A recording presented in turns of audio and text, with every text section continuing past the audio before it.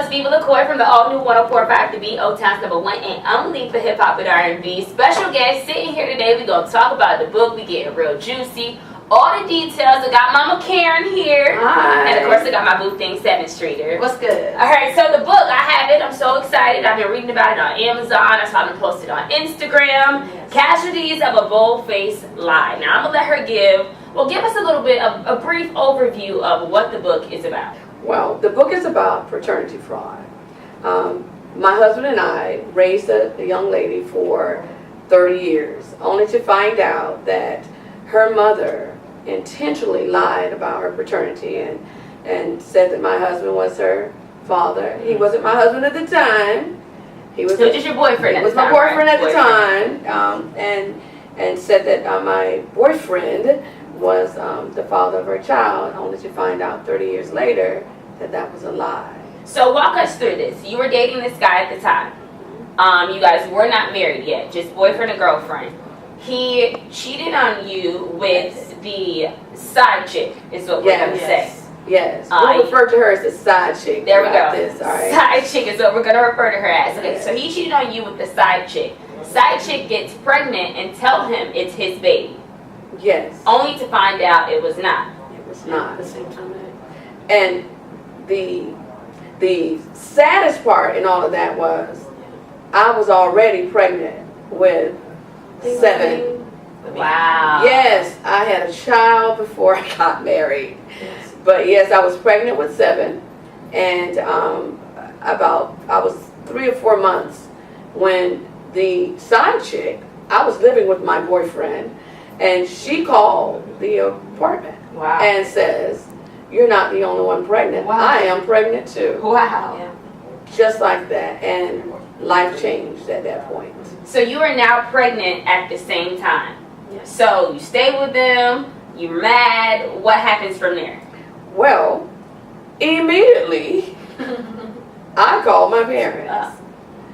Come and get me. Right now.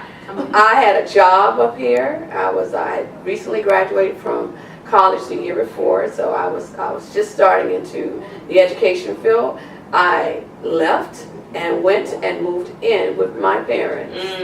And shortly thereafter, before I probably was about 6 months at that point, and my boyfriend transferred and followed me back to our hometown. Wow. We're from the same area, so he followed me back to our home area and begged for forgiveness.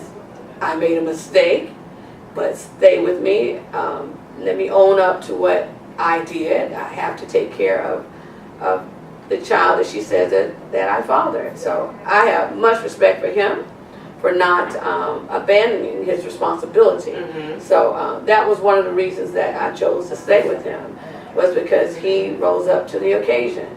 You know, he wasn't the first guy. He was young and dumb. Right, like most of them are. He was in his 20s, young and dumb. And so he did what was right, and that was take care of this child who was his. So how long were you guys not together? Probably my boyfriend and I. Right. I mean, not being together. I'm talking about not being together. Right, together. About a year. A year. Not being together. Okay. So seeing him, yes, because of you were pregnant at the time. I was pregnant. He saw me through all of that, but I'm getting me together now. Right. I gave birth to this one on 7/7. It was okay, girl. Get yourself right. Wait, I just realized 7/7. 7/7. Oh, 7. At 7 months. I was only 7 months pregnant. At 7 months on the 7th day of the 7th month. Yes. Wow. I had a 3-pound, 7-ounce daughter, a preemie. Yeah. But the stress of being pregnant, while another woman is supposedly ruined my first time pregnancy experience. Ruined it. Yeah. Ruined it, seriously. And I talk about that in the book, how the first time a woman is pregnant, you want to enjoy that. It was ruined for me. So part of my anger, I went all the way back to carrying my child. Right. And she won't say it, but it was ruined too, because I'll say side chick because they don't want me. I'm not going. We're just gonna refer. Yep, side chick. Side chick. but was extremely messy and cruel and purposely extremely hurtful and the entire time that my mother carried me. How do I know? Because my mother's always been open, both my parents, always been open and honest with me about life in general and everything that they've ever gone through. So just to hear the stories, and once I, got older, I was able to see things and witness things myself and go, oh my God, why is she like that? Right. Oh my God, that's so mean. Oh my God, that's so cruel. Why is she so difficult? And to know that all of these years of going through so many things with this other woman, all the while she knows that her child does not belong to my father, is the most unbelievably hurtful thing you could purposely do to a family and to your child. Right. I to her child. I hurt for my sister. Right. I hurt for my sister. I still hurt for her. Right. Because the thing is, nothing stops me from loving her. Right. Not even as I said here, I absolutely love my stepdaughter. And it's interesting that you say that. So let's fast forward. You have Sevyn. Your stepdaughter gets here. Yes. Now, what is the dynamic like? How's the relationship with you and her? Amazing. Listen, you mean with me? Your daughter, your stepdaughter. Well, on Thanksgiving, when I think it was Thanksgiving 1986, the year they were born, because the sad part was I had my child in July and she had hers 3 months later, 2 months later. Wow. So fast forward a couple months later, my boyfriend wants me to meet my stepdaughter. Wow. Because he says, you're going to be in my life. I need this to work. That's big. And so in my 20s, I had to make some decisions. Yeah. So I have a picture with her as a baby, with her sister as a baby, in identical outfits that I purchased. Wow. And so I made up in your mind. I made up in my mind that if I'm going to get back in this relationship, you gotta do it whole. I'm gonna put both feet in. I'm gonna woman up, and I'm going to accept this child as if I gave birth to her. Wow. And I did that for 30 years. Even after she had her children, those my grandbabies. Right. Still my grandbabies. Those my grandbabies. She is my daughter. The relationship is strange, but my belief and my faith is that a few years from now we'll find our way back. Right. That's my prayer, and I stand by that. But literally, nothing was different in our household. Nothing. I said it before. If I got a Barbie car, my sister got a Barbie car. If I got new outfits and all new school clothes, my sister got all new outfits and new school clothes. Yes. If I wanted box braids, me and my sister both had box braids. Yes. If I went to Mexico, my sister went to Mexico. There was no difference. Even as we became adults, my sister would talk to my mom sometimes more than I would talk to my mom. You know what I mean? It was the same relationship. There was no difference at all. But that goes back to, I have to credit my mom and credit her character and credit my father and credit his character. They did everything they were supposed to do As parents. And even to this day, they don't regret it. We don't regret it. That is family. That's what you do when it's family. But it's just unfortunate when, The circumstances. the circumstance is just unfortunate. And you have so many other people That are add layers casualties. to it. And then when you sit back, then the casualties are My the sister. stepdaughter, my husband, me, my 2 kids that he and I gave birth to, this one and my son, the grandparents that loved on her from back their casualties. And the ones All that of are my my grandparents that passed. That passed. Yes. Not knowing the truth of it all, and Wow. it's just all, Yes. it's just sad. it's just really sad. So growing up, the dynamic was pretty much she was your sister. It wasn't Absolutely. a half sister, or you didn't even see this her having another mom. I'm sure you guys grew up like best friends almost. You're even telling me how like when you were on tour, like you came back for her birthday. We were on tour, and I first of all, I love birthdays, and I just wanted to do something really special. Where I was 16, and I was on the Scream Tour 2 with B2K, and I would stop at every stop along every city we stopped along. I would go to the mall and grab her things for her birthday. So when we came to Tampa, I rented this whole limo and filled the entire limo up with like balloons and like filled the limo up with all types of just all her presents that I personally did that myself, and she got in that limo and lost her mind. But that's just how. That's the nature of That's the the nature of our relationship. relationships. That's the nature. That's how it's always been. And I'll even be honest, even like to this date, and you're gonna tell me to shut up, but even to this date, like her, her new siblings, like, even came on my Instagram page and attacked my post that I made about my mother on Mother's Day, because I'm proud of her for turning her pain into something positive. And her new siblings came on my Instagram page and tried to be messy and try to start something, and I'm never that to start nothing with, so make sure y'all understand that. I'm not that. You gotta love her. She from Haines City. I'm never that ever to start that with.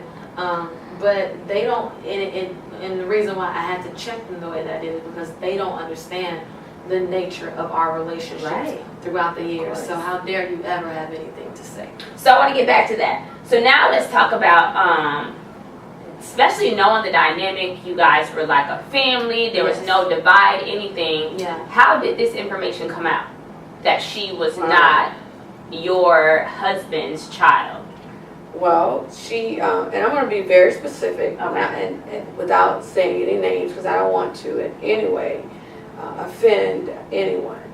But her real father lost his wife, and at the service, at the funeral, my stepdaughter, who attended and still attends his church, because he is a pastor, attends his church, and she went to the funeral To to pay her respect, and a lady there took her for the pastor's daughter. Wow. Who she looks like. They look identical. Wow. And so she said that when she looked at the obituary again, she looked at it with a new set of eyes, and she saw her face for the first time. And she'd been around these people, Right. Because you look like me to me. Right. Actually, people tell me all the time. You look like you you talked to me. about that before. And if someone were to say to you, say to me, then I'm gonna. It Well, makes wow, they do. You look at a different set of eyes, Right. and so she went home, and she went ask to a family relative, and one relative just was bold enough to say, "No, he is not your dad. This guy is your dad."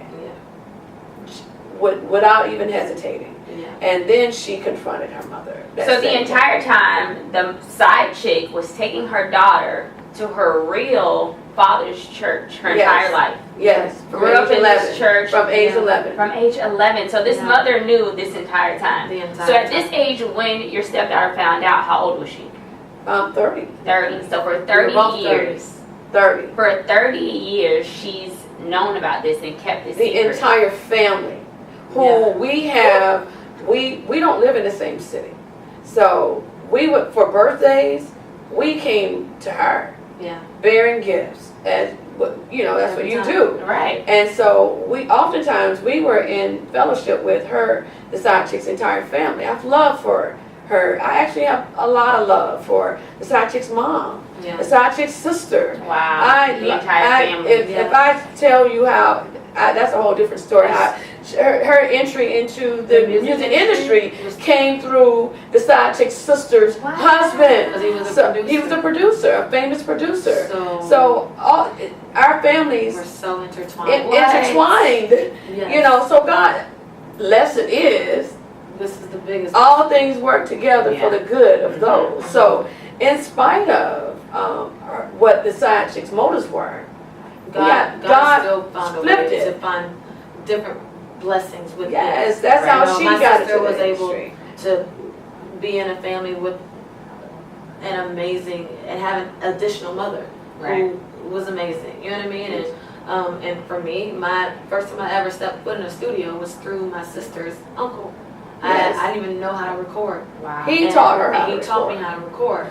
So God said, okay, even though I know the truth, let me find a flip way that. to make some type of blessing Yes. come, blessings come out of the situation. So let's go back. So she finds out this information at this funeral. How does the information get delivered to you all?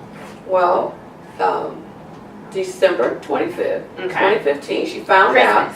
It was Christmas Day, but she found out in August is when they told her. Okay. She unfortunately had a nervous breakdown, but eventually, Understandably. yeah, I understandably, would have had one 30 she years. I would and have had one too. she, her biological mom, and the man who we now know is her biological father, they went and got blood tests. All of this stuff happened without even saying a word to us. And so, So what got do you the think test. it was? Do you think she didn't say anything because she wanted to make sure? I think it's no. not fair to assume. I'll tell you what I think. It's not fair to assume why. I feel like she wanted to make certain if he was not her dad, then it was going to be good. And she can watch it. She was just going to just leave it alone. But the fact that she did all of that without sharing it to us was painful to My dad. my husband. So they did the test, Okay. and she waited until she got the actual forensic results that said that the other man is 99.99% her father. Then she came to our town on Christmas Day. And set us down and told us. Sat us, well, she pulled me in the room first, Oh, and that's she nice. shared it with me first. Wow. And but that's the nature of our relationship. And she, and I, helped get her together and told her, I love you in spite of. It doesn't matter for me. I still love you. Of course. But we got to go tell your dad. So then she shared it with her dad, and then the two of us and her shared it with. She just happened to be home for Christmas, so shared it with Sev and her brother, and then we had this conversation. So what was that conversation like? I'm I was sure. in tears. She was in tears. Because I was in tears. You didn't say a whole lot. That She probably was confused. I was confused. I was just devastated. Right. I was devastation on a whole nother level. I was angry, extremely angry with her mother, and not just but for every member of our family individually. For my dad, who has been the stand-up father for 30 years, who has worked his butt off to take care of 3 kids, who's paid child support for 18 years. Oh my gosh. For my mother, who has been stepmama of the year, Right. and had to endure, while being stepmama of the year, endure your crazy side chick of a mother who's been cruel intentionally. For my brother and myself, I'll be honest, there's a huge part of me that felt like, all my life, now I have to share my sister with some other family. And I'll be honest about it, that was hard for me to accept that, I love my siblings. I'm like, this is my sister. Like, Right. what you mean? Like, I gotta share you now? Like, and it was just anger. Like, how could a human being put everybody through that? And for my sister, it's like, and then and to look at her face, to see her tell us this truth, and she was devastated. and she was devastated, because that's like somebody telling me that that's not your mom, yeah. or that my dad is not my dad, Right. and it really F's with your mental. It really messes you up. And for my sister already, even as much as we loved her, still at the end of the day, she's always been aware that this is not your biological mother. So on top of having to come to grips with that all your life, you now have to add on top of that, now your father, who you have believed to be your father for 30 years, is not really your like mentally, I can't imagine what that She continues to go through. continues to go through. Continues to go through, because it's a lot. Even to date, it's still a lot. It's put a crazy strain on our family, on all of our relationships. It's just been really tough. And you know, she will always want me to shut up, but I'm not gonna shut up. And you know, her mother's still messy. Right. Because even as a mom, I would if the roles were reversed, and if I were the side chick, I would You take make all that. certain. You take all that. I would make certain that my daughter maintain some dignity and respect for the people who raised you and helped pour into your life for 30 years. I would have made certain of that. When I say don't say the F word, Right. and she's 31. Yeah. You still parent Of course. beyond 18. Of course. And you still guide your kids beyond Absolutely. 18. You know, it's always an ongoing process. Even when I wrote the book with, I made certain, now the first draft was full of stuff. Can I get that first draft? Girl. I want that one. I want the uncut version. I'm a minister, but it was full of curse words. I'm being very transparent. It was full of curse words. Everything I thought I wanted to say, I said it in that first draft. I kept it too. I have it in that first draft. And then I went back. That book has gone through probably 4 or 5 Because you know what rewrites it's equivalent because I to? cleaned it up. But you know what? Honestly, what it's equivalent to? It's equivalent to, let's say, if somebody breaks your heart and you write in your journal It's that therapeutic. first day, and that first day is like, this mother, I can't believe you. And then as you continue to write in that journal every single day, a month from then, Yeah. it's not going to be there. It's You don't gonna feel like be, that it first turns day. into, okay, I know I went through this. I know it was hurtful, but guess what? Today I don't feel that bad. Yes. And today I understand why this happened, or You can't bash her without bashing no. him, because those are two willing parties, Two you know. adults. So, and I want to make that clear that it you know, the old saying is it takes two. It does. It truly takes two, you know. So I don't bash her and not bash him. He's bashed in the book. Yes. Okay, the whole truth is in the book, you know, and that's okay. But at the end of the book, I told my husband to put his crown back on, that you have been restored, Right. that you will not be held, you will not be tarnished now for the rest of your life for a mistake you made in your 20s. Right. Okay? And it's not that because my sister her existence is not a mistake. No, She's here because God wants her to be here. absolutely. And her presence, she's here because she's supposed to be here. Right. So I want to be clear on that. Her existence is It's not even, and her being in our life was purposely done. purposely done. Purposely done. Yes. You know, so all of that, that's where I got to in about the 3rd or 4th draft.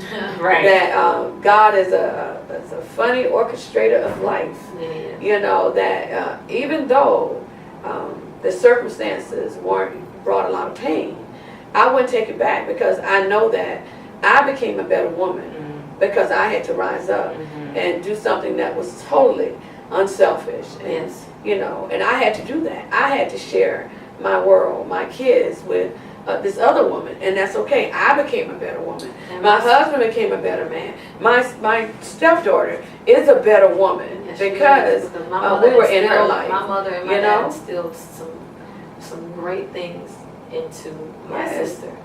And Great she's a things. great woman. She truly is She's a a great great mother. woman. She's a great mother. She's a great woman, and we are going to find our way back. Yeah. So from December 25th, 30 years after her existence, or her being born, now, sounds like the relationship is not what it used to be. What is it like now? It's strange. It's very. It's strange. Why would you say that? I feel like we asked for time to process things and gave her time permission to go to learn. get to know your family without feeling any guilt about us. And she felt like it was us throwing her away. And honestly, in retrospect, I can be in her shoes and I can feel that. I understand why she feels that. But she needs to understand why we needed the space. And she's refusing. She refused to allow us that space. Instead, she started, social media is a beast. Yeah. You know, and she started posting and she started putting things that were the most hurtful is, you know, and that was just sad. The first Father's Day that came around, since the information was out, you know, she posted a picture of her and her biological father with hashtags, if you don't have a real one, find you a real one. And my husband's I've never social media, seen, he's her friend, so he saw that. I've never seen my dad that hurt or seen hurt like that in his eyes ever. Like for him to see that. And my dad is very strong. Yes. You know. He's a man, but I watched him look at that picture. Wow. And I saw And I heard his and he didn't even get a phone call on Father's Day. She said, and I asked, you know, I had to call her. You reached out to her. I reached out, are you going to call your dad? She said, I had not given it much thought. Exact words. You know, and I took offense to that. So, little things that have been said, and that's along just a few things. Kind of little made things be a little, you know. So it's bad now. But we're praying. I'm praying. I don't know about this one. I'm praying. She praying. She just handled it in I'm a different way. I'm praying for my relationship with my sister and our family. I was happy when my sister found, you know, her biological family, and you know, it's something that she actually said that. He said she knows who she belongs. All of my life, you know, even though we had a great family, there's still a part of you that you want to know where you come from. Absolutely. And you know, for her to find her siblings that, you know, I look at my brother and I see my face and it gives me a sense of home. You know what I mean? It gives me a sense of, I know where I come from. I know what blood runs through my veins. So when she was able to find that, I was happy for her, because I knew in the back of her head all of our lives that was something that bothered her a little bit. That she didn't look like. That, you know what I mean? So I was happy for her. So, you know, I hate that her new siblings had to even be messy and interject themselves in something that had a post that had nothing to do with them, that had no mention of them, no mention of my sister. It was purely to say, I'm proud of you, Mama, for turning your pain into positivity and writing this book. And, you know, her new messy siblings inserted themselves. I'm interested to know how she feels about the book. Obviously, you guys don't talk or have that. Well, she made a comment, I believe, in print to you, that I don't think that she's happy. No, she's not. That I wrote the book, because I think I think that she, like any other child, is in protect mode of the mom. And I understand her needing to protect her mom, but at the same time, my daughter does not uphold me if I'm wrong. I don't. You know, and nor do I expect her to. Right. So I feel like she has misplaced anger, and is misplaced out of her intent to protect her mother. And so I still, even with that, I understand that. But listen, my lesson to anybody, before you even think about committing any type of fraud, is going to come back to you. And I've always said to my kids, what I do directly affects my offspring, my children. And so I try to live a good life. Even when writing the book, I was careful in what I put out to the world. You know, I did not throw her mother so far under the bus where she can't recover. But you could have. And I could have. And I chose not to. You did not put in. And I chose not to, because at the end of the day, that's still a woman. She's going to have to answer to her own things. Correct. But I still want her to end up with a positive life too. I speak blessings even over her life even today. Wow. This has been therapeutic for me. I feel like I done learned a a thing or two about Listen. going forward in my life. Listen, that's the objective of the book. And I'm There are excited to letters read it. throughout the entire book, and I wrote the letters in an effort to teach young people at a young age, young women at a young age, to be responsible with what they do. And young men. And young men. And so there are letters throughout the book to me at that age, but they're going to be teachable tools for young women and young men throughout the book. I'm excited, guys. Go get the book. Casualties of a Bold-Faced Lie. She's going to be hanging out tomorrow at Soul Tree. Soul Tree Lounge. Soul Tree from 6 to 9 p.m. 6 to 9 p.m. Yeah. 7 is going to be there. You can buy the book. If they run out, you can pre-order it. Go get Yes. it. Can you tell how juicy it is? Thank you Great so read. much for coming here and Thank talking you. with us.